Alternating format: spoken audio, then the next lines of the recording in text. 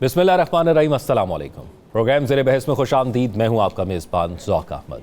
नाज़रीन, मखसूस नशिस्तों का मामला और आइनी तरमीम का मामला, दो मामलात ऐसे हैं जो अब भी पैरेलल चल रहे हैं और हुकूमत को ये सूट करता है कि मखसूस नशिस्तों का फैसला अगर उनके हक़ में आ जाए तो फिर वो अपना मुसव्वदा भी बआसानी पास करवा सकते हैं। आज इलेक्शन कमीशन का इजलास हुआ और बार बार ये कहा जा रहा था कि हतमी इजलास होगा और आज ये फैसला कर लिया जाएगा कि इन मखसूस नशिस्तों के फैसलों ये सीटें किसको देनी है, ये फैसला क्या आना है। लेकिन ये इजलास बेनतीजा ख़त्म हो गया। पीर तक इस बात को आगे बढ़ा दिया गया कि पीर को अब देखा जाएगा कि क्या किया जाए। और उसी असना में सुप्रीम कोर्ट के जो आज जजेस थे उनकी एक और वजाहत सामने आई। 12 जुलाई को नाज़रीन आपको याद होगा एक फैसला आया था जिसमें कहा गया था कि मखसूस नशिस्तें पाकिस्तान तहरीक इंसाफ को मिलेंगी। फिर 14 सितंबर को 8 जजेस की एक वजाहत सामने आई। फिर 23 सितंबर को तफसीली फैसला सामने आ गया।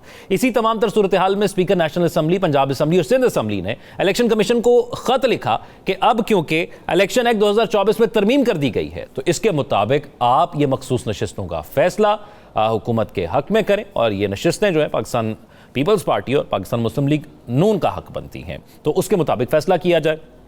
फिर इलेक्शन कमीशन एक बार फिर से सुप्रीम कोर्ट चला गया। उसने कहा जी अब इलेक्शन एक्ट में तरमीम कर दी गई है, मुझे ये ख़त भी आ गया है, अब ज़रा मेरी रहनुमाई फरमा दें। तो उस पर आज फिर रहनुमाई फरमा दी गई है और बता दिया गया है कि जो फैसला इलेक्शन कमीशन को करना है उसमें जो सुप्रीम कोर्ट के ऑर्डर्स हैं उसको मानना होगा। 12 जुलाई का फैसला गैर मौसर नहीं हो सकता। आज फिर इस चीज़ को दोहराया गया है और फिर यह भी कहा गया है कि फैसले पर अमल करना होगा। इस सूरत हाल पर आज बात करते हैं कि अब पीर को क्या होगा। पीर को इंतज़ार ख़त्म हो जाएगा, इलेक्शन कमीशन को फैसला ले लेगा क्योंकि हुकूमत के लिए जैसे मैंने पहले कहा सूट करता है कि जल्द से जल्द ये फैसला हो जाए। नजम साकिब साहब, राव खालिद साहब और साकिब बशीर साहब तीनों सीनियर तज्ज़ियाकार हमारे साथ मौजूद हैं। नजम साकिब साहब, अब आज फिर कोई फैसला नहीं हुआ लेकिन मखसूस नशिस्तों पर सुप्रीम कोर्ट की एक वजाहत सामने आ गई है। पीर को क्या होगा, आपको क्या लगता है और इस वजाहत से अब क्या फ़र्क पड़ेगा? आपको लगता है इलेक्शन कमीशन अभी कोई हतमी नतीजे पर नहीं पहुंचा, अभी उसने पहुंचना है और ये वजाहत उसमें कोई फ़र्क डाल सकती है?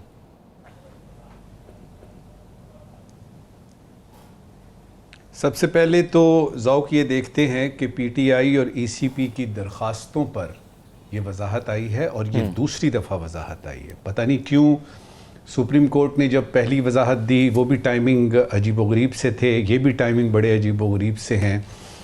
फिर ये है कि इसमें उन्होंने वो जो आपके जजेज़ हैं, अक्सरियती जज जिसमें जस्टिस मंसूर अली शाह भी शामिल हैं, उन्होंने कहा है कि ईसीपी को इस फैसले पर अमल करना होगा। ये दूसरी मरतबा फ़िक्रा दोहराया गया है कि ईसीपी को इस फैसले पर अमल करना होगा।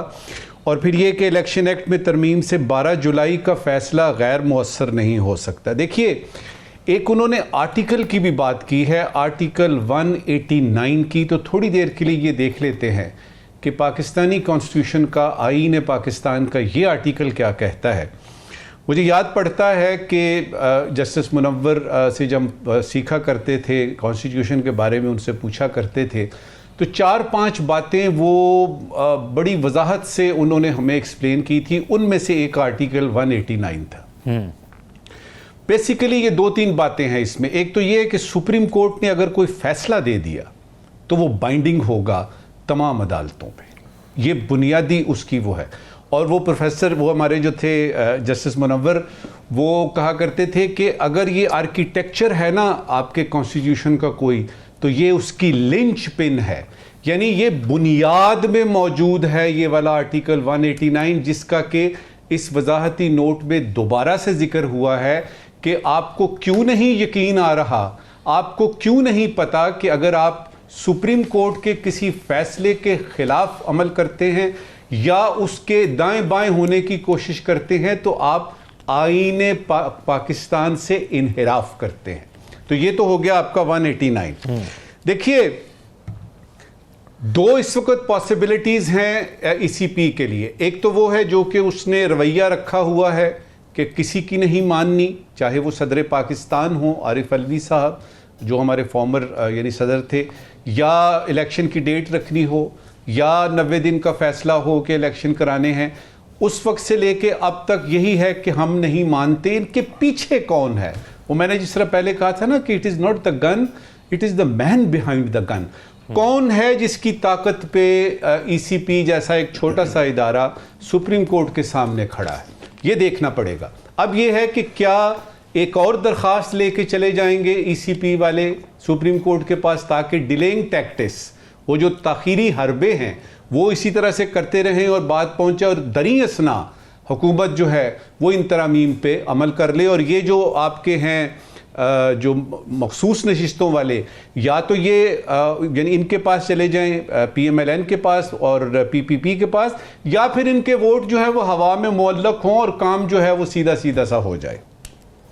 दूसरी तरफ हुकूमत जो है वो बज़ाहिर तो यही लगता है कि उनकी पूरी ज़िंदगी का, उनकी हयात का जो बुनियादी मकसद है वो ये है कि ये हमने यानी आईनी तरामीम करवानी है, जो मर्जी हो जाए। अच्छा नजमुल साहब, एक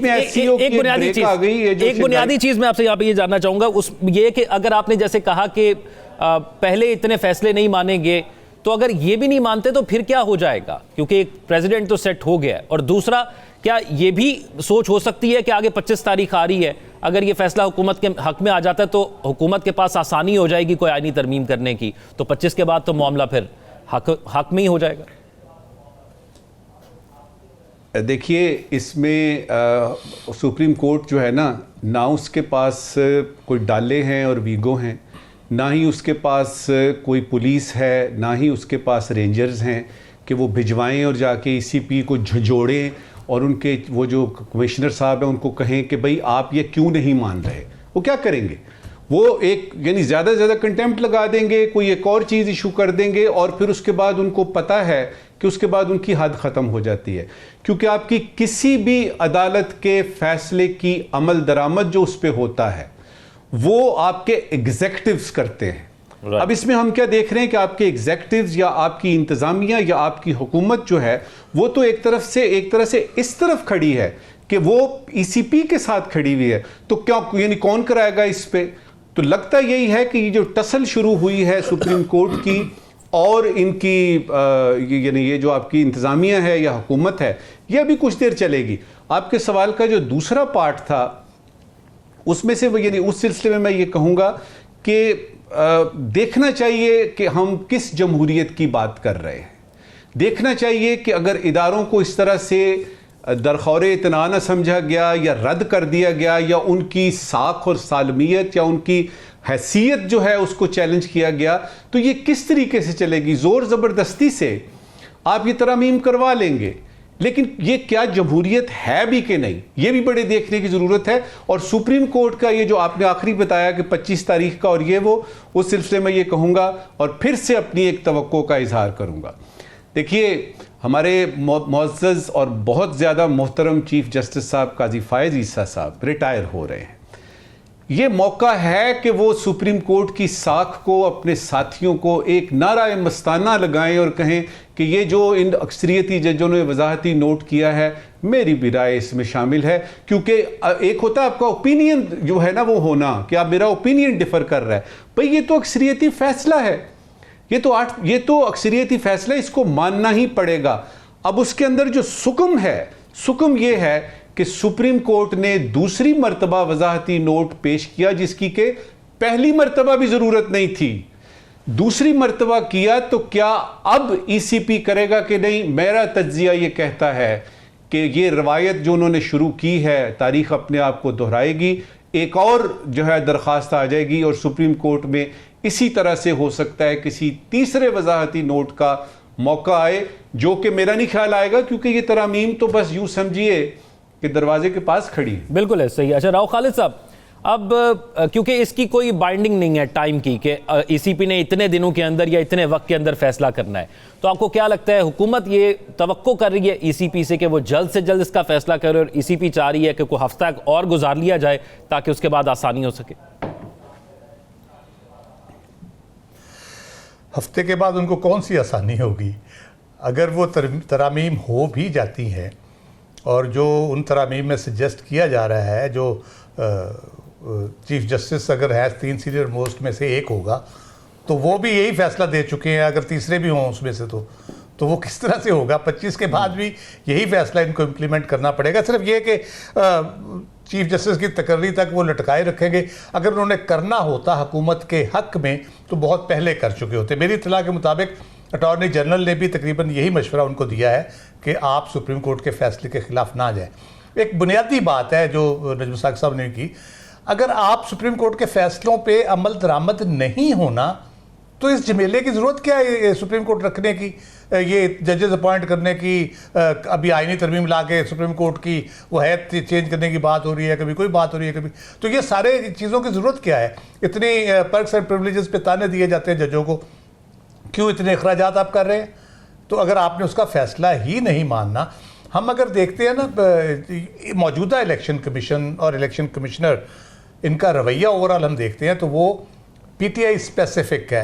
पहले दिन से उन्होंने उनके इंतखाबात को तस्लीम ना करने से शुरू होके तो उसके बैट के निशान की जो फैसला था उसकी गलत इंटरप्रिटेशन, फिर इलेक्शन से पहले उनको सबको कहना कि जी आप लड़ ही नहीं सकते इलेक्शन पीटीआई की तरफ से, फिर 8 फरवरी के इलेक्शन के बाद 9 को जो फार्म 47 वाला सारा इन्होंने किया तरीक़ाकार, उसके बाद आप चलते जाएं step by step. Supreme court फैसला देती है, रिजर्व सीट सारी उधर उठा के दे दी।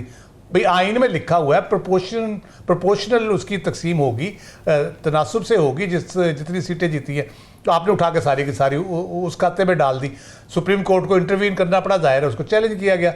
उस पर आप देख लें सुप्रीम कोर्ट का फैसला आ चुका है, फिर वहीं के वो वही कह डाक के 3 पात, तो कोई किसी तरह वो हिलने को बुनियादी तौर पे तैयार नहीं है। तो खालिद साहब आपको क्या लगता है बुनियादी इब्हाम क्या है इलेक्शन कमीशन को के, और फिर कानून क्या कहता है, किसका माने? अब पार्लियामेंट भी तो कह रही है हमारी माने आप। मैंने आपको बता दिया, बुनियादी उनका मसला है पीटीआई। उनकी ना मखसूस नशिस्तें मसला है, ना कुछ और मसला है, ना सुप्रीम कोर्ट का फैसला मसला है, उनका मसला है पीटीआई। अब 90 अरकान पीटीआई के हों, उनको सीटें मिल जाएं, वो पार्लियामेंट में नेशनल असेंबली में अक्सरियती पार्टी बन जाती है सबसे ज़्यादा, और जब वो अक्सरियत में चले जाते हैं वहाँ पे, तो वो पार्लियामेंट के अंदर जो मसाइल हैं वो पूरा सिस्टम एक तरह से वो उसको एक दरार पड़ जाती है उसमें, उसको शेक कर देता है। ये एक जल्जला होगा उनके लिए, नेशनल असेंबली के लिए और हुकूमत के लिए, और बड़े मसाइल पैदा हो जाएंगे उनके लिए। तो उस सिस्टम को इंटैक्ट रखने के लिए सारी जितने ये पापड़ बेले जा रहे हैं फैसले को इम्प्लीमेंट ना करके, या आईनी तरमीम का जो मसला शुरू हुआ है या बाकी मसाइल जो शुरू हुए हैं, वो सारा इसीलिए है कि पीटीआई को किसी तरीके रोका जाए। अभी तक आपको पता है केपी के जो है सेनेट के इलेक्शन नहीं हो पाए इसी वजह से। सेनेट आपकी नामुकम्मल है, पार्लियामेंट भी, नेशनल असेंबली भी नामुकम्मल है क्योंकि मखसूस नशिस्तें आप उसकी दे नहीं पाए। इन मखसूस नशिस्तों के बगैर आपने सेनेट के इलेक्शन करा दिए, आपने प्रेसिडेंट का इलेक्शन करा दिया, तो वो एक कानूनी सुकम उसमें बहरहाल मौजूद है। अगर अदालत उसमें नोटिस ना ले या उस चीज़ को चैलेंज करने कोई ना करे, वो अलग बात है, लेकिन वो सुकम मौजूद है, किसी वक्त भी वो चीज़ें चैलेंज हो सकती है। तो मसला पीटीआई है और कोई मसला नहीं है उसका। आप आज पीटीआई कहते हैं हम मुस्लिम लीग, अपना नाम मुस्लिम लीग नून रख लिया है, मसला ख़त्म हो जाएगा, तो कोई प्रॉब्लम नहीं रहेगी। और दूसरा मसला उसमें यह है कि हुकूमती जमात को अक्सरियत मिल जाए और वो अपनी मर्ज़ी के आइन में और कानून में तरामीम अपनी मर्ज़ी से कर सके, तो यही मसला और कोई मसला नहीं है। ठीक है साकिब बशीर साहब, अब ये बताइएगा, एक तो आज इलेक्शन कमीशन में क्या कुछ डिस्कस हुआ, कुछ अंदर की खबर बताइएगा, और फिर पीर तक अब क्योंकि ये मुलतवी हो गया है, और दूसरा क्या इलेक्शन कमीशन अब एक बार फिर से क्या वजाहत के लिए जा सकता? नहीं, वजाहत के लिए क्यों जाना है, अब तो कोई चीज़ रह नहीं गई। अगर आप नॉर्मल हालात में देखें तो इलेक्शन कमीशन ने पहले पूछा कि हम किसके दस्तखत माने, तो सुप्रीम कोर्ट ने बता दिया, और साथ ये भी बताया कि ये कोई पूछने वाली बात नहीं थी, आप जो है वो अमल करें 12 जुलाई के फ़ैसले पर। तो जब बताया तो 14 सितंबर थी, तो मतलब जुलाई, अगस्त, सितंबर 2 माह गुजर चुके थे। फिर जो है वो इलेक्शन कमीशन ने कहा जी अब तो हमारे लिए एक और मसला है कि इलेक्शन एक्ट में तरमीम कर दी है वो पार्लियामेंट ने, और स्पीकर ने हमें ख़त लिखा है कि आप सुप्रीम कोर्ट का फ़ैसला तो गैर मौसर हो चुका, तो आप हमारे उस पर अमल करें। तो अब हम बताएं जी हम क्या करें, हम पार्लियामान की उस लेजिस्लेशन को माने या आपके फ़ैसले को माने। तो आज की जो वजाहत थी बुनियादी तौर पर इस पर थी कि जो एक तो जो सुप्रीम कोर्ट ने एक कानूनी जो आइनी प्रोविजंस थी उनकी वजाहत की है, तो उनको सुप्रीम कोर्ट के उस फैसले को सादा कानून साजी से आप ख़त्म नहीं कर सकते, एक और दूसरी बात उन्होंने कहा है कि ये जो आपने माजी से इसका इतलाक किया ये भी नहीं हो सकता, तो इसलिए सुप्रीम कोर्ट का फैसला जो है वो 12 जुलाई का वो इम्प्लीमेंट होना है और इलेक्शन कमीशन को कहा है आप करें। अब इलेक्शन कमीशन जो है वो 3 माह से इस फैसले पर अमल नहीं कर रहा। ये मेरा ख्याल है ये जो रवायत है इस रवायत के बहुत ज़्यादा नुकसानात होंगे। आज इसके बेनिफिशरी हैं मुस्लिम लीग नून है, पीपल्स पार्टी हैं या बाकी उनके साथ जो छोटी पॉलिटिकल पार्टीज़ हैं वो उनके बेनिफिशरी हैं और वो खुश हैं। वो खुश हैं कि हम पूरा एक अदालती सिस्टम जो है, एक जुडिशल सिस्टम, जुडिशरी, उसको डिसफंक्शनल कर रहे हैं, हम उसको गैर मौसर कर रहे हैं, उसकी जजमेंट्स को हम जो है वो रद्दी की टोकरी में डाल रहे हैं। आज खुश हैं, लेकिन ये बड़ी शॉर्ट टर्म के लिए उनके लिए ये बेनिफिशियल होगा, बेनिफिट होगा उनके लिए। लॉन्ग टर्म में जाकर उनके लिए नुकसान उनके लिए भी हो सकता है, बाकी पॉलिटिकल पार्टीज और मैं समझता हूँ पूरी सोसाइटी के लिए नुकसान हो सकता है। अब वही बात जो कि 90 रोज में इलेक्शन नहीं कराया आपने, आइन को आपने वायलेट किया, कोई पूछा नहीं गया। आज मखसूस नशिस्तों के केस पे फैसला अब अमल दरामद नहीं हुआ, कोई पूछा नहीं गया। कल जब जो है वो पीपल्स पार्टी या मुस्लिम लीग नून अपोजिशन साइड पे होंगी, बाकी पॉलिटिकल पार्टी हुकूमती साइड पे होंगी, कल भी अगर यही हुआ तो उसका दिफा फिर कैसे वो करेंगे, कैसे वो क्लेम करेंगे कि नहीं जी सुप्रीम कोर्ट की जजमेंट आ गई है। क्योंकि मैं आपको बताऊं कि 2018-17 से बल्कि ये एक जुडिशल एक्टिविज्म उसको आप कहें बहुत ज़्यादा था, साकिब निसार साहब के दौर से ऑनवर्ड 17, 18, 19, 20, 21 ये हमने देखा। उसमें तमाम पॉलिटिकल पार्टीज़ के लीडर्स किसी ना किसी नैब केस में, कोई एंटी करप्शन, किसी ना किसी केस में, कोई फेक अकाउंट के केसेस में आसिफ अली जरदारी साहब, पूरी जो पीपल्स पार्टी के सारे लोग, शाहिद खाका नवासी, साद रफ़ीक, एहसन इकबाल, नवाज शरीफ फैमिली सारे थे। उनका वो किस पे रिलाई कर रहे थे? वो लाहौर हाई कोर्ट के फैसलों पर रिलाई कर रहे थे कि लाहौर हाई कोर्ट ने हमें रिलीफ दे दिया। वो इस्लामाबाद हाई कोर्ट के फैसलों पर रिलाई कर और अदालतें रिलीफ दे रही थी। ऐसा नहीं है कि रिलीफ के दरवाजे ही बिल्कुल ऐसे। अच्छा साकिब बशीर साहब, मुख्तसरन एक चीज बताइएगा, ये आज फिर वजाहत में कह दिया गया कि फैसले पर अमल करना होगा। अब कोई टाइम ड्यूरेशन तो है नहीं, तो अब इलेक्शन कमीशन 4 साल बाद अमल करे उस पर? नहीं, इलेक्शन कमीशन को अमल करना होगा, लेकिन मेरा ख्याल है कि अब सिनेरियो मुकम्मल बदलता नजर आ रहा है। अगर लेजिस्लेशन हो जाती है, कानून साजी हो जाती है, सुप्रीम कोर्ट में आईनी बेंच बन जाता है, आईनी बेंच जो है वो इसकी जो नज़रसानियाँ सुनेगा, वो एक अलग सा सिनेरियो बन जाएगा। मैं उस प्रेसिडेंट की बात कर रहा हूँ। इलेक्शन कमीशन को आज ही इस पर अमल करना चाहिए था, करना चाहिए, लेकिन इलेक्शन कमीशन अगर नहीं करता, वो जो आप टाइम फ्रेम की बात कर रहे हैं, मैं समझता हूँ कि आज से 3 माह पहले उसको अमल करना चाहिए था। 3 माह लेट है इलेक्शन कमीशन। और जो इलेक्शन कमीशन ने जो रवायत डाल रहा है पूरा, आप देखें ना, पूरा हमारा पार्लिमानी सिस्टम वो इलेक्शन पर बेस कर रहा होता है। इलेक्शन होता है, फिर पार्लियामेंट, और उसके बाद सारे मामलात होते हैं। अगर इलेक्शन कमीशन का किरदार पे बहुत बड़ा सवालिया निशान हो कि वो सुपीरियर जुडिशरी के फैसलों को नहीं मानते, तो मेरा ख्याल है सिस्टम चलेगा कैसे? राइट। अब इसी हवाले से एक और अहम जो है ना वो बड़ी ज़रूरी है ज़ौक। जी बस एक दो फिक्रे हैं कि एक तरफ देखते हैं हम कि सुप्रीम कोर्ट के साथ ये ज़्यादती हो रही, दूसरी तरफ ये है कि कुछ लोग इशारा कर रहे हैं कि सुप्रीम कोर्ट अपने ही फैसलों को उन्होंने एक यानी दूसरा बेंच आता है तो वो उसको रद्द कर देता है और उसमें तहरीफ कर देता है और उसको सेट असाइड कर देता है। देखिए, 2 wrongs don't make a right। इस वक्त का जो स्टांस है सुप्रीम कोर्ट का वो बिल्कुल ठीक है, आइन के मुताबिक है। अब ये कि जो पिछले जजेस हजरात से अगर कुछ हुई है गलती तो उसका खमियाजा ये वाली सुप्रीम कोर्ट क्यों भुगते, इसमें थोड़ी सी अखलाकियात का पहलू है। लेकिन बदकिस्मती है कि हमारे यहाँ अखलाकियात का अमल दखल किसी भी तरीके से कहीं पे भी नज़र नहीं आता। अखलाकियात का अमल दखल तो नहीं है, अमीर का अमल दखल बहुत है। और उसके हवाले से अब देखना यह है कि हुकूमत के पास क्या नंबर गेम पूरी है आईनी तरमीम के हवाले से। इस पर तफसीलन हम बात करेंगे, लेकिन एक ब्रेक के बाद।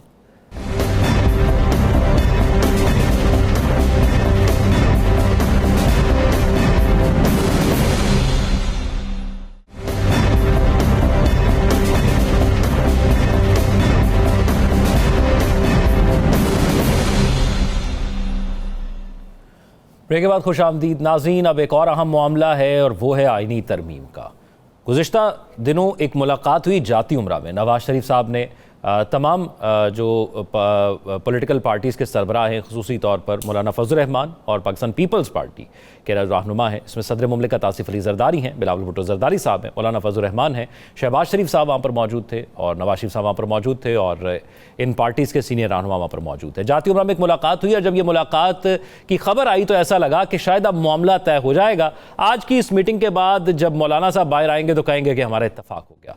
मौलाना फजल रहमान जब बाहर आए, उन्होंने मीडिया से टॉक किया और उन्होंने कहा कि हमारा बहुत से मामलात पर इत्तफाक हो गया है, लेकिन मैं पाकिस्तान तहरीक इंसाफ के पास जाऊंगा और उनको भी एतमाद मिलूंगा। और फिर मौलाना फजल रहमान ने कल भी कहा कि हम जो पहला मुसवदा पेश किया गया था उसको मुस्तरद करते हैं और हमारा तकरीबन 60-70% इत्तफाक हो गया है और ख़ास तौर पर जो जजेस का मामला था उस पर इत्तफाक हो गया। इसमें एक जो अहम मामला इत्तफाक हुआ है जो कि हुकूमती जमात PMLN और पाकिस्तान पीपल्स पार्टी चाहती थी आईनी अदालत बनाई जाए, उसके बरक्स जो है मौलाना फजल रहमान का जो मुसवदा था, जो पाकिस्तान तहरीक इंसाफ क्लेम कर रही है कि वो मुसवदा हमारा था, कि एक आईनी बेंच बनाया जाएगा, इस पर इत्तफाक हो गया और दीगर मामलात के हवाले से भी है। खुसूसी कमेटी का जो इजलास जारी था उसमें भी आईनी तरमीम का एक ड्राफ्ट सामने आया है, उसकी भी बहुत सी शिकें हैं, उसमें से कुछ चंद अहम शिकें आपके सामने शेयर करता हूँ, फिर अपने पैनलिस्ट की जानिब चलते हैं। नए मुसवदे में एक बार फिर आईनी बेंच तश्कील देने की तजवीज़ दी गई है। जुडिशल कमीशन आईनी बेंचेस और जजेस की तादाद का तयन करेगी। आर्टिकल 184 के तहत अस्कुत नोटिस का इख्तियार आईनी बेंचेस के पास होगा। आर्टिकल 185 के तहत आइन की तशरीह से मुतल्लिक केसेस आईनी बेंचेस के दायरे इख्तियार में आएंगे। आईनी बेंच कम से कम 5 जजेस पर मुश्तमिल होगा और दीगर शिकें शामिल हैं। राव खालिद साहब, बड़े अरसे से ये बात चल रही थी और मौलाना फजल रहमान के हवाले से हुकूमती हल्के जब पहली दफ़ा 8 सितंबर को ये तरमीम लाई जा रही थी तो उससे 1-2 दिन पहले कहते थे कि तो 12वें खिलाड़ी हैं, मौलाना साहब को तो हमने कर लिया है, उनके बारे में बात हो गई है, वो तो हमारे साथ देंगे। लेकिन मौलाना साहब ने बिल्कुल ही एक आप उसे कह लें कि अनएक्सपेक्टेड किस्म का मूव खेला जो शायद कोई भी आवाम में से भी एक्सपेक्ट नहीं कर रहा। तो आप एक तो मौलाना फजल रहमान के किरदार को कैसे देखते हैं, इससे पहले हम आईनी ये तरामीम के हवाले से बात करें तो? देखिए, मौलाना साहब बड़े सियाने सियासतदान हैं और दुनिया देखी है उन्होंने, और ख़ुद कहते हैं वो, मैं जब सियासत में आया था मेरी दाढ़ी काली थी, अब सारी सफ़ेद हो गई है, तो 40-50 साल का अरसा कुछ कम नहीं होता। फिर उनके वालिद मोहतरम भी बहुत बड़े सियासतदान थे, मुफ्ती महमूद साहब। तो एक कह लें कि वो फैमिली में है, वो कहते हैं इट्स इन द फैमिली, तो वो सियासत तो उनके खून में शामिल है। तो यकीनन वो उन्होंने जिस तरह से अपनी पूरी इनिंग्स खेली है इसमें, वो बड़ी कमाल की यानी इनिंग्स थी। आप समझ लें कि कामरान गुलाम वाली इनिंग्स उन्होंने खेली है। पहले डेब्यू के ऊपर जिस तरह उसने सेंचुरी मार दी, तो इन्होंने भी सेंचुरी। राव साहब, कामरान गुलाम को ना 4 साल मौका नहीं मिला, वो परफॉर्म करता रहा, लेकिन मौलाना साहब को मौका मिलता रहा जी, इनको भी, मौलाना को भी 4 साल बाद ही मौका मिला है। PTI की हुकूमत में उनको मौका नहीं मिल रहा था, उससे पहले मिलता रहा उनको भी PTI के जाने के बाद पहली दफ़ा मौका मिला है तकरीबन 2018 के बाद कि वो अपनी सियासत खुल खेल के दिखाएं कि कैसे सियासत की जाती है।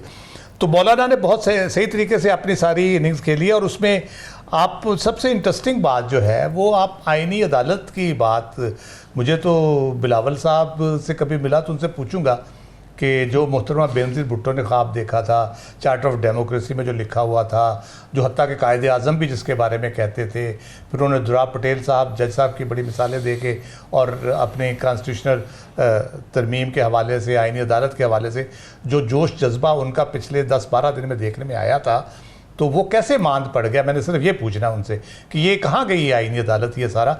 अगर आप पिछले हफ्ते का, हमारे यहाँ वो स्टाइल नहीं है कि हम अपना वो साउंड बाइट चलाएं कि हमने क्या कहा था। मैंने पिछले हफ्ते ये कहा था कि ना सिर्फ हुकूमत मौलाना फजल रहमान बल्कि PTI भी उसी पेज पे है इन आईनी तरमीम के हवाले से, और ये हो जानी है। तो उससे पहले मैं कायल नहीं था, मुझे ये मजाक लग रहा था कि जिस तरह से शुरू किया गया था इसका सिलसिला। तो अब हम वहाँ तक पहुँच गए हैं। अब PTI कह रही है मौलाना फजल रहमान वाली तरामीम तकरीबन हमारी ही तरामीम है ये सारी। अब मसला उसमें, मैंने उस वक्त एक वर्ड यूज़ किया था, कंबल का मसला है।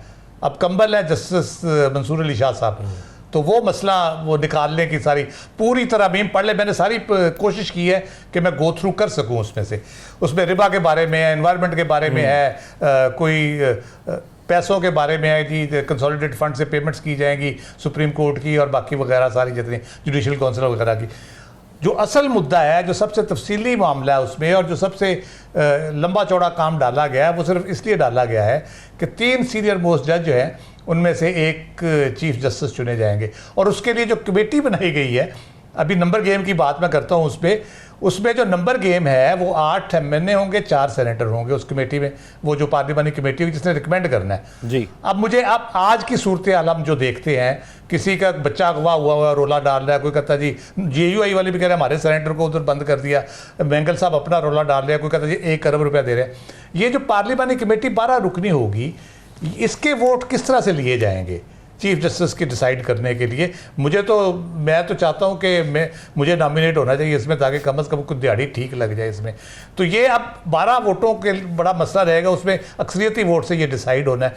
तो ये बड़े सीरियस इश्यूज़ है, ये बहुत कोई मजाक वाली बात नहीं है। नंबर्स गेम में सेनेट से शुरू करना चाह रहे हैं, मौलाना अगर साथ आ गए हैं, जो नज़र आ रहा है कि वो साथ आ गए हैं, सेनेट पे शायद थोड़ी कम प्रॉब्लम हो, नेशनल असम्बली में अभी भी मसला मौजूद है। क्या ये तरामीम पास हो पाती है? मेरा ख्याल है कि जिस किस्म की काविशें हो रही हैं पिछले महीने 2 महीने से, उसमें लगता तो बहुत चांस है। आज इलेक्शन कमीशन ने फैसला नहीं किया जो हमने पहले से में डिस्कस किया, तो वो तो एक चीज़ बीच में से हट गई आप कह लें। अब इलेक्शन कमीशन मेरा नहीं ख्याल कि वो फैसला कर पाएगा कि हुकूमत को मखसूस नशिस्तें दे दे। इतना बड़ा रिस्क शायद अब नहीं लेगा, क्योंकि इतना अरसा नहीं लिया तो आगे भी नहीं लेगा। अब मसला ये है कि अब इसके बाद रिएक्शन क्या होगा, ये देखने की बात है। PTI अगर वोट नहीं देती या हट जाती है, जो अभी तक तो उनका कोई आसार नज़र नहीं आ रहा है, वो इमरान खान साहब के बहाने शायद निकल जाएं बीच में से कि हमने उनसे मशवरा करना है, हमें मशवरा नहीं करने दिया जा रहा। बिलावल साहब ने आज राव खालिद साहब यकीन दहानी कराई है PTI वालों को मौलाना साहब के घर में कि आपकी कल मुलाकात कराते हैं। जी बिल्कुल, लेकिन मेरा ख्याल ये है कि इमरान खान साहब इस तरमीम को अपने सर नहीं लेना चाहेंगे कभी भी। वो ये कभी नहीं कहेंगे कि हाँ जी ठीक है जाओ गो हेड और ये कर दो सारी जाके। वो मेरा ख्याल है आएँ बाएँ छाएँ करेंगे। शायद कुछ लोग अंदर से मिलके वो उसको सपोर्ट कर दें, जिनको कहें जी लोटे हो गए चले गए, इस किस्म की बात हो। लेकिन मैं क्या रिएक्शन की बात कर रहा हूँ। लॉयर्स ये कह रहे हैं, आज भी हमद अली खान साहब ने कहा, उन्होंने कहा मंसूर अली शाह साहब के अलावा किसी का नोटिफिकेशन होगा हम नहीं मानेंगे। वो धमकी दे रहे हैं अपने एजिटेशन की उसके ऊपर। सुप्रीम कोर्ट के जजेस जो हैं, जो सीनियर जजेस हैं, तीनों सीनियर जजेस, वो किस तरह से रिएक्ट करते हैं? जो उनमें से एक नॉमिनेट होता है, या अगर जूनियर तीनों में से तीसरे नंबर वाला हो जाता है या दूसरे नंबर वाला हो जाता है, वो किस तरह से रिएक्ट करते हैं? या सुप्रीम कोर्ट किस तरह से रिएक्ट करती है इन कॉन्स्टिट्यूशन अमेंडमेंट को? और इसकी इम्प्लीमेंटेशन, क्योंकि टाइम बहुत थोड़ा है, अगर मंडे को ये पास की जाती है, आज नहीं होती, कोशिश तो सुना है कि आज ही शायद हो जाए, वो काबीना का इजलास भी बुला लिया गया है, अगर ये आज नहीं होती तो मंडे को होती है, तो उसके इम्प्लीमेंटेशन सारा जो बनना है उसका स्ट्रक्चर वगैरह वो पूरा करने में, और नए चीफ जस्टिस की नॉमिनेशन में जो एक प्रोसेस होगा यकीनन उसका, क्या वो 25 तक मुकम्मल हो पाएगा? क्या 25 तक मुकम्मल हो पाएगा? ये एक अहम चीज़ है। नजमुल साकिब साहब की तरफ मैं चलता हूँ। हाँ नजमुल साकिब साहब, ये एक अहम मामला जो राव खालिद साहब ने कहा कि अगर फ़र्ज़ करें जो ऊपर वाले 3 जजेस हैं सीनियर, उनमें से अगर फैसला किया जाता है और अगर तीसरे जज को जो सीनियरिटी में है वो लगा दिया जाता है, तो किसी और इदारे के अंदर अगर किसी को सुपरसीड किया जाता है तो जो सीनियर्स होते हैं वो रिटायर हो जाते हैं। यहाँ पे भी क्या हम ऐसा ही कुछ देखेंगे अगर ऐसा होता है? तो पहले तो मेरा ये ख्याल है कि ऐसा शायद मुमकिन नहीं है। दूसरा मैं आपको बताऊंगा कि तारीख गवाह है, इसको हम कहते हैं बेस्ट ऑफ द बेस्ट। ये पॉलिसी जिसने भी बनाई और सीनियरिटी को एक तरफ किया, वो इदारा जिस किसी इदारे ने भी बेस्ट ऑफ द बेस्ट किया है वो थोड़ी देर बाद पछताया है, और मैं थोड़ी देर बाद देखूंगा पछताते हुए पूरी पार्लियामेंट को। और फिर उसके बाद अगर आप इस तरीके से कर रहे हैं कि नहीं जी सीनियरिटी को एक तरफ रखते हैं, 3 का पैनल होगा, देखिए 2 चीज़ें इन्होंने लेनी है इन तरामीम में से, बाकी सारी खखेड़ है, बाकी सारा यूं समझिए कि ब्रैकेट के बाहर रखें, इक्वेशन के बाहर रखें। वो 2 चीज़ें कौन सी हैं? नंबर 1 है या तो फेडरल कॉन्स्टिट्यूशनल कोर्ट बनानी है ताकि सुप्रीम कोर्ट से जान छूटे, अगर वो नहीं बन रही तो बेंच बना देते हैं ताकि सुप्रीम कोर्ट से जान छूटे। ये तो हो गई पहली। दूसरी ये है कि ये जो चीफ जस्टिस बनेंगे सुप्रीम कोर्ट के, उसको हम सीनियरिटी की बेसिस पे नहीं बनाएंगे, उसके लिए हम एक पैनल बनाएंगे 3 का, और ये मर्जी होगी हमारी कि हम उनमें से किस को चुनते हैं। ये 2 चीज़ें हैं, बाकी सारी की सारी जो है ना वो यूं समझिए कि बढ़ा भी देते हैं ज़ेब दास्तां के लिए, ये बाकी सारी ज़ेब दास्तां के लिए है। पीपल्स पार्टी को ये टास्क मिला हुआ है कि उन्होंने ये तरामीम करवानी है। अब उस तरफ ये है कि उसमें यह है कि एक रिपोर्ट कार्ड हमने सुना है, मेरे दोस्त कहते हैं कि एक रिपोर्ट कार्ड तैयार हो रहा है कि अगर बिलावल भुट्टो जरदारी साहब ने प्राइम मिनिस्टर बनना है तो उनके रिपोर्ट कार्ड में जो टॉप मोस्ट होगी ना परफॉर्मेंस, वो ये होगी कि पीपल्स पार्टी ने इसको यानी इस काबिल किया, इस तरमीम को, ये कबूल हो गई। आप नोट करेंगे इस तरह खुर्शीद शाह भी आपको नजर आएंगे हेड करते हुए, हालांकि आराम से जो है वो लॉ मिनिस्टर उसको हेड कर सकता था। टास्क मिला हुआ है या टास्क ले लिया गया है इस चीज का पीपल्स पार्टी ने, लेकिन वो एक चीज भूल रहे हैं कि अगर वो नून की बात करते हैं तो नून की फैमिली में भी एक प्राइम मिनिस्टर का कैंडिडेट है। लिहाजा मैं फिर से कहूंगा कि इसमें हो सकता है मौलाना की वजह से गड़बड़ ना हो सकता है किसी आउटसाइड फैक्टर की वजह से प्रॉब्लम ना हो सकता है पीटीआई की वजह से प्रॉब्लम ना हो, ये नून की वजह से प्रॉब्लम हो। और उसमें से कुछ लोग जो होते हैं ना, जो अननोन किस्म के बेचारे, जो सामने ही नहीं आते, जो सिर्फ वोटिंग के लिए आते हैं, वो कुछ 7-8 लोग दाएं बाएं हो जाएं और तरामीम ना हो सके। ये एक सिनारियो खींचा आपके सामने। अगर ये तरामीम हो जाती हैं, यकीन कर लीजिएगा कि यही हुकूमत जो इस वक्त है कल को आएगी अपोजिशन में पछताएगी। इस वक्त की आखिरी बात, एक फायदा इस वक्त जो है ना, वो कहते हैं ना कि पेनी वाइज पाउंड फुलिश, तो हुकूमत इस वक्त पेनी वाइज है कि जी वो जो सुप्रीम कोर्ट के पेंडिंग केसेस हैं वो ये हो जाएंगे, वो हो जाएंगे, हम उनको बिल्कुल ख़त्म कर देंगे। ऐसा भी मुमकिन मुझे नज़र नहीं आ रहा। मेरा तजिया कह रहा है कि ये सारे के साथ सुप्रीम कोर्ट को आप नाराज़ कर देंगे, एक ज़ख्मी सुप्रीम कोर्ट होगी, उसके साथ आप ये तवक्कुआत कैसे वाबस्ता कर सकते हैं? पाउंड फुलिश कि आप अपनी पूरे के पूरे जुडिशरी को, उसके सिस्टम को तहबाला कर रहे हैं। हमारी हुकूमत जो है उसको एक, वो कहते हैं ना, टू किल सेवरल बर्ड्स इन्होंने मारने हैं एक स्टोन के साथ, उसमें से एक और भी है। और ये इस वक्त की आखिरी बात है। देखिए, उन्होंने ये अपनी वो जो लेजिटिमेसी है ना वो साबित करनी है, और उसका एक तरीका ये है कि वो ये आराम से कहेंगे इस तरमीम के बाद, देखिए 2/3 अक्सरियत हमारे साथ है। 2/3 अक्सरियत का मतलब क्या है कि हम जो हैं वो लेजिटिमेट गवर्नमेंट हैं और हमारी अक्सरियत है। तो there goes the opposition out of the parliament. अब उनको इमरान खान की कतई तौर पे या पीटीआई की कतई तौर पे जरूरत ही होगी, वो आराम से कहेंगे कि ये एक वोट ऑफ कॉन्फिडेंस भी है।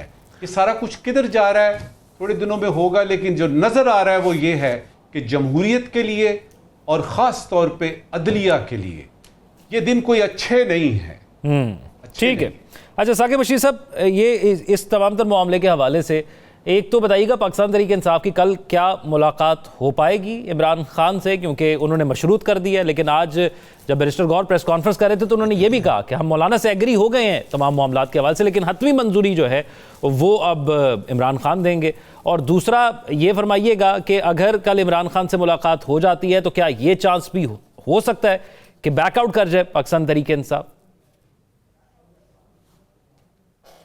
एक तो कल जो है वो केस भी है 190 मिलियन पाउंड केस, उसकी समाअत 7 अक्टूबर को होनी थी जो 19 अक्टूबर तक मुलतवी हुई थी, तो वो उनकी मुलाकात उस तनाजुर में भी कल हो जाएगी। राइट। दूसरा आपने पूछा कि क्या वो पीछे हट सकते हैं, तो मेरा ये ख्याल है कि बिल्कुल इमरान खान साहब जो है वो जो ख़ास तौर पर, क्योंकि जितनी भी ये जो आज खुसूसी कमेटी ने मसवदा जो है वो मंजूर किया है, इस सारे को आप खंगालें तो उसका अगर एक सेंटेंस में अगर आप पूछें कि क्या क्रक्स है, क्रक्स ये है कि जस्टिस मंसूर अली शाह को चीफ जस्टिस नहीं बनने देना, बस।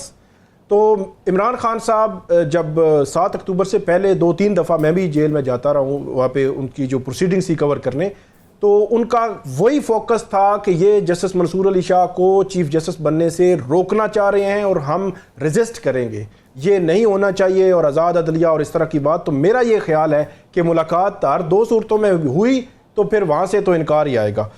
अब जो बढ़ते हैं कि ये जो तरमीम की जा रही हैं उसमें है क्या, मोटी मोटी बात जो है वो, एक तो 3 साल के लिए चीफ जस्टिस वो लगाएंगे, मतलब जो भी चीफ जस्टिस लगेगा वो अगर वो 65 ईयर एज से पहले, मतलब ये जो लग रहा है जो टॉप 3 में से लगना है, जस्टिस मंसूर अली शाह तो बज़ाहिर लग रहा है नहीं होंगे, जस्टिस मुनीब अख्तर तो बिल्कुल भी नहीं होंगे, अब जस्टिस याह्या अफरीदी होंगे तो वो तकरीबन 61 साल के हैं, तो वो चीफ जस्टिस बने तो 3 साल के लिए बनेंगे और 64 में रिटायर हो जाएंगे। तो इसी तरह जो चीफ जस्टिस याया अफरीदी है या जस्टिस याया अफरीदी ये और जस्टिस मंसूर अली शाह और जस्टिस अतर मिनल्ला एक ही लॉ फर्म के जो है वो वकील थे, जिस लॉ फर्म का नाम था अफरीदी शाह एंड मिनल्ला। मैं बात कर रहा हूँ 2007, 8, 9 या उससे पहले जो है वो ये लॉ फर्म बनी थी। फिर ये तीनों जज बने, फिर याया अफरीदी लाहौर पेशावर हाई कोर्ट, अतर मिनल्ला इस्लामाबाद और मंसूर अली शाह लाहौर हाई कोर्ट के चीफ जस्टिस बने। फिर तीनों सुप्रीम कोर्ट में आ गए। तो ये भी एक इंटरेस्टिंग जो है वो फैक्ट है। और जस्टिस मंसूर अली शाह जो उनकी अगर आप ये पिछले 2 साल की मुख्तलिफ तकारीर में देखें तो वो सबसे ज़्यादा अदालती इस्लाहात के कायल हैं, और उनके पास जो विजन है, ख़ास तौर पर जो जदीद जो टेक्नोलॉजी है, जिद्दत, उसके इस्तेमाल से जो लोअर जुडिशरी और हाई कोर्ट्स में पेंडेंसी ख़त्म करने के लिए बहुत ज़्यादा है। ये बड़ा एक अनफॉर्चुनेट मेरे ख्याल में होगा कि उनको जो है वो क्रॉस करके सुपरसीड करके जो है वो चीफ जस्टिस बनाया जाए। इसके अलावा पार्लिमानी कमेटी जो 2018वीं तरमीम में एक्चुअली जो जजेस की तैनाती का जो तरीकाकार था वो बहाल किया जा रहा है। उसमें कौमी असम्बली, सेनेट से भी और सुप्रीम कोर्ट से भी जजेस होंगे, वो जो है वो तैनाती किया करेंगे। बस क्रक्स वही है कि जस्टिस मंसूर अली शाह जो है वो चीफ जस्टिस नहीं बनना। राइट, ये अहम मामला है, इसके हवाले से मजीद भी ज़रा गुफ्तगू करते हैं, लेकिन एक ब्रेक के बाद।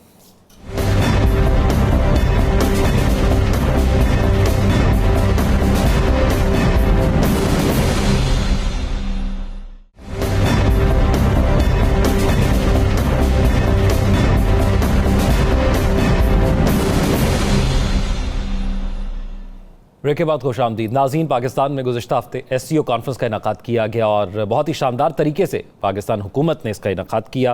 भारतीय वज़ीर ख़ारजा ने भी इसमें शिरकत की, भारत की नुमाइंदगी करते हुए, और नायब वज़ीर आज़म और वज़ीर ख़ारजा पाकिस्तान के सागदार से उनकी एक मुलाकात हुई है, जिसको कहा जा रहा है कि ये अब अहम मुलाकात है और इससे बर्फ़ पिघलेगी दोनों के ताल्लुकात के हवाले से। नजम साकिब साहब, ये जो भारतीय वज़ीर ख़ारजा का दौरा रहा SCO के अंदर, इससे आपको लगता है कि ताल्लुकात मज़ीद आगे बेहतरी की जाने पड़ेंगे? देखिए, कोई ऐसी चीज़ हुई तो नहीं है बज़ाहिर जिसकी बेसिस पे हमारा ये तज्जिया कहे कि जी कुछ बर्फ़ पिघल रही है, कुछ हालात जा रहे हैं। 5 अगस्त 2019 से लेके अब तक मुझे ये बताइए क्या चीज़ हुई है। अभी हम क्रिकेट की बात कर रहे हैं कि जी क्रिकेट जो है वो चैम्पियंस ट्रॉफी में आना चाहिए उनको और पाकिस्तान को। वो बात कर रहे हैं कि आपकी इंडस वाटर बेसिन ट्रीटी जो है उसमें कुछ तरमीम करनी है। हम बात कर रहे हैं कश्मीर की, वो बात कर रहे हैं दहशत गर्दी की। हालात तो वहीं पे हैं, आपके सफ़रा भी नहीं हैं, उधर भी सफ़ीर हमारा नहीं है, इधर भी यानी। फिर उसके बाद ये है कि आपकी ट्रेड उसी तरह से बंद है जो खान साहब बंद करके गए थे एज अ रिएक्शन। तो मुझे ये बताइएगा कि कौन सा कोई CBM ऐसा हुआ है, कॉन्फिडेंस बिल्डिंग मेजर कोई ऐसा हुआ है जिसकी बुनियाद पे हम ये कहें। जहाँ तक बात आप कर रहे हैं ना ये जयशंकर साहब के विज़िट की, वो एक मल्टीलैटरल यानी एक इवेंट था, उसको वो अटेंड करने आए बाकी मंदूबीन की तरह, और ना उन्होंने मीटिंग से पहले कोई रिक्वेस्ट आई न्यू दिल्ली से कि जी एक बायलैटरल मुलाकात होनी है, ना ही हमारी तरफ से कहा गया। तो वो जो आपने देखे 1-2 क्लिप्स देखे ना कि वो अस्सलाम वालेकुम वालेकुम सलाम, दोनों लोग बैठे हुए हैं, गपशप हो रही है, इसको हम मीटिंग नहीं कह सकते। और सबसे बढ़ के ये कि जब ये यहाँ से इतला पहुँची वहाँ पे कि वो तो क्रिकेट पे बात करके गए हैं और शायद कोई खिड़की खुली है, तो वहाँ पे सरकारी तौर पे इसको रद्द किया गया। वहाँ पे कहा गया जी ऐसी किसी किस्म की कोई बात नहीं हुई। तो वो जो हालात पहले थे जैसे थे वैसे अभी भी हैं। लिहाजा मैं ये यानी मेरा तज्जिया ये कहता है कि ये कहना कि जी खिड़की खुल गई है और ये वो, जो ज़रूरी बात है इसमें देखने की वो ये है कि आपके मुल्क के एक बहुत बड़े लीडर, एक बहुत बड़ी पार्टी के लीडर जो कि मुस्लिम लीग नून के आपके प्रेसिडेंट हैं इस वक्त, वो करते हैं बरखा दत्त आती है और वो हालात बाकी सहाफ़ियों के साथ मिलके वो एक मैसेज देते हैं। इसको मैं समझ सकता हूं कि जान सकता हूं कि ये क्यों ऐसा हुआ, किस तरीके से हुआ, और इसका रद्द-ए-अमल शायद किसी तरीके से पॉजिटिव बनने की उम्मीद है। लेकिन हालात वैसे के वैसे हैं, कोई बर्फ नहीं पिघल रही और ये हालात काफ़ी देर तक मेरा ख्याल है कि ऐसे ही चलेंगे। राव खालिद साहब, ये नवाज शरीफ साहब का जिक्र किया नजम साकिब साहब ने, एक बार पहले भी एक सहाफ़ी के थ्रू इन्होंने मैसेज भारत भिजवाया था कि हम ताल्लुकात के कायम, उसके बाद फिर शायद दोस्ती बस सर्विस चली थी और इस तरह के मामला चले थे। तो आपको लगता है कि ये जो मुलाकातें, ख़ासतौर पर जो वफ्त उनके साथ आया था और सहाफ़ी, क्योंकि नवाज शरीफ साहब को समझा जाता है कि वो उनके ताल्लुकात ज़रा बेहतर हैं उस साइड पर, तो वो मामलात को बेहतर करना भी चाहते हैं? अभी वो अफोर्ड कर सकते थे ये जो उन्होंने बात की है, क्योंकि इस वक्त सूरत हाल ऐसी है कि अब उनके साथ वो नहीं होगा। तो अभी वो इस सिचुएशन में है कि अभी इस किस्म का शायद उनके साथ ना हो, लेकिन किसी स्टेज पे जाके ये भी उनके गले पड़ेगा आखिर पे कि ये हमेशा से इसी तरह रहे हैं। तो मेरा ख्याल है उनकी मैसेजिंग अपनी जगह पे, लेकिन एक बड़ी पार्टी के लीडर होने के नाते जो कश्मीर की सूरत हाल है, मकबूजा कश्मीर की सूरत हाल है अगस्त 2019 से, और जो उसका स्टेटस चेंज किया गया है, उस पर उनको थोड़ा सा इजहार ख्याल करना चाहिए था। ये भी उन्होंने किया हो, लेकिन भारतीय सहाफ़ी थे, उन्होंने शायद बाहर निकल के वो बात नहीं की उस तरह से। लेकिन असल मसला ये है कि कश्मीर के बग़ैर आप कहीं भी चले जाएं, 70 साल की तारीख हमें बताती है मामला ठीक हुए, क्रिकेट डिप्लोमेसी भी हमने की, जनरल ज़िया भी गए, अयूब खान ने भी कोशिश की, उसके बाद मुशर्रफ ने भी कोशिश की, निहार वाली हवेली का चक्कर भी लगाया, आगरा समिट भी हुई। लेकिन ये ऐसा डिस्प्यूट है कि आप जितने मर्जी अच्छे तल्लुकात कायम कर लें, यहाँ जैसे ही थोड़ा सा मसला होना है तो पर आपने फिर ज़ीरो पे आ जाना है। इसलिए बुनियादी फोकस उसी पे होना चाहिए। दूसरा, मकबूजा कश्मीर में गवर्नमेंट जो आई है वो 370 के हक में नहीं है उसकी ख़त्म करने के। तो देखें वहाँ से क्या रिएक्शन आता है, वहाँ से किस किस्म की सूरत हाल पैदा होती है, और मोदी साहब इस किस्म की सूरत हाल जो है वो पैदा होती नजर नहीं आ रही। ठीक है साकिब बशीर साहब, ये फरमाइएगा, ठीक कर सके। एक आवाम का प्रेशर और एक हम ये सुनते हैं कि हुकूमत चाहती है कि किसी किस्म की ट्रेड जो है वो शुरू की जाए, लेकिन आवाम के प्रेशर की वजह से नहीं कर पाती। आपको लगता है कि हुकूमती हलकों में ये बात हो रही है कि किसी किस्म की छोटे पैमाने पर ही को ट्रेड शुरू की जाए भारत के साथ? नहीं, वो ट्रेड तो शुरू करना चाहते हैं। नवाज शरीफ साहब ने जो भारतीय सहाफ़ियों से बात भी की, उसमें मोदी साहब के आने का जिक्र किया कि वो आते तो बड़ा अच्छा होता और ताल्लुकात बेहतर होने चाहिए। लेकिन दूसरी जानिब जब यही अपोजिशन में थे तो पीटीआई जो है वो गवर्नमेंट में थी। 5 अगस्त 2019 हुआ, उसके बाद उस पर जो रिस्पांस था उस पर बहुत ज़्यादा तनकीद की जाती थी कि मतलब रिएक्शन ठीक नहीं है, कश्मीर को भेज दिया और ये वो। और अब हमने देखा कि SCO समेत जहाँ पे भी कहीं हमें कश्मीर का नाम जो है वो सुनने को नहीं मिला, बल्कि जो सहाफ़ी वापस जा रहे थे उन्होंने एक बात की, उन्होंने कहा कि नवाज शरीफ साहब से हम मिले हैं, उन्होंने कहा कि इमरान खान की वजह से जो है वो पाकिस्तान पाक भारत ताल्लुकात जो है उस पर बहुत ज़्यादा असर आया, या मोदी के हवाले से उन्होंने बड़ी सख्त जो है वो ज़ुबान इस्तेमाल की। तो ये भी बड़ा हैरानकुन था कि जो पीटीआई की गवर्नमेंट तो अगस्त 2018 में आई थी, और 5 अगस्त मतलब एक साल के बाद 2019 से लेकर आज 18 अक्टूबर 2024 तक पाक भारत ताल्लुकात तो बिल्कुल जमूद का शिकार है। वो तो आगे बढ़ ही नहीं सके। एक ही मामला है, पाकिस्तान का जो स्टांस है वो बड़ा क्लियर है। तो एक और बात यह है कि आइंदा माह सुना है कि वो क्लाइमेट चेंज पे एक अज़रबैजान में कॉन्फ्रेंस हो रही है, वहाँ मोदी साहब भी जा रहे हैं और शहबाज शरीफ साहब भी जा रहे हैं। तो ये एक पॉसिबिलिटी देखें कि वहाँ पे ये इस चीज़ का पता भी चल जाएगा कि बर्फ पिघली है या नहीं पिघली। नजम साकिब साहब, BCCI ने आज के सवाल। जी शुक्रिया ज़ौक। एक ज़रूरी सवाल है और एक गैर ज़रूरी सवाल है। पहले ज़रूरी सवाल, स्टॉक मार्केट ने कुछ 84-85 हज़ार पॉइंट्स की हद अबूर कर ली है, सरमायाकारी में 198 अरब का इजाफा। ज़रूरी सवाल ये है कि अगर स्टॉक मार्केट और कारोबारी हजम में इजाफे से ये बिजली के बिलों और सब्जियों की कीमतों पर कोई असर नहीं पड़ता, तो ये स्टॉक मार्केट के बारे में हम आवाम को क्यों बार बार बताया जाता है? आज का गैर ज़रूरी सवाल, कोई कॉन्फ्रेंस हो रही है, स्कूल कॉलेज बंद, तलबा एहतजाज कर रहे हैं, स्कूल कॉलेज बंद, सियासी जमातें सड़कों पर हैं, स्कूल कॉलेज बंद। गैर ज़रूरी सवाल यह है कि कभी ऐसा होगा इस ममलकत खुदादाद में कि हुकूमत अपोजिशन से कहेगी कि एहतजाज की कॉल वापस ले लें, इसलिए कि आपकी वजह से तलबा और तालिबात की पढ़ाई में हर्ज होता है। हमारे नाज़रीन अपने फीडबैक से आगाह करेंगे इन सवालों के हवाले से। अपना ख्याल रखिएगा। अल्लाह हाफ़िज़।